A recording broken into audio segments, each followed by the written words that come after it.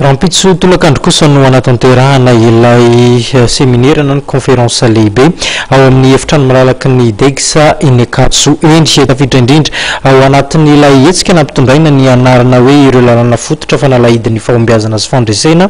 eo amin'ny fiainana ity hetsika ity izay arahana amin'Andriamatoa Alain Rakotondrazaka toy izao ny tsara fantatra mahakasika izay. Séminaire ho ataoko zany amin'ny 27 septembre zao eny Ankatso zany eny amin'ny Dex dia mitondra ny titre hoe la clé de la réussite na fa ino moa zany fanalahidin'ny fahombiazana zay efa natao teto ihany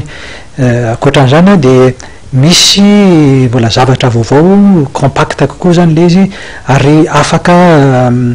ohatrany hoe manao aingakaingana koa manatsara kokoa zany ny fomba fiainana amin'ny sehatra rehetra amin'ny fiainan'ny olombelona tahaka ny amin'ny fiaraha-miasa amin'ny ny resaka ara-bola ny resaka fahasalamana amin'ny fiaraha-mionina koa zany fiarahana miasa koa zany na miaina amin'ny tontolo iainana ary na misehatra na amin'ny manodidina anao rehetra zany dia afaka misy fitaovana zay ho atolotra sy ho ampitaina zany mba ahafahana manatsara hatrany ny zavatra eo amin'ny fiainantsika ary minoa ianao fa ny arena be izay ananantsika eto Madagasikara eto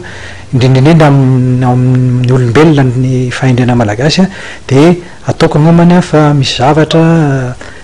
mahaliana zany zay iarahana amin'io séminaire io. Dia any Ankatso zany amin'ny asabotsy zao manomboka amin'ny ray sasany eo no manomboka le izy any Ankatso amin'ny grande salle amphithéâtre ny Dex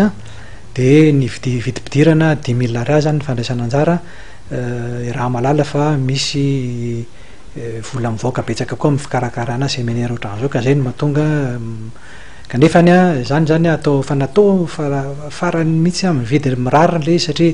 raha ny ampitany le séminaire ohatran'io dia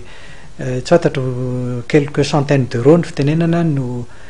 vidiny fa aty Madagasikara izy dia tena hoe fitiavana no izarana anazy ary aparitahana azy.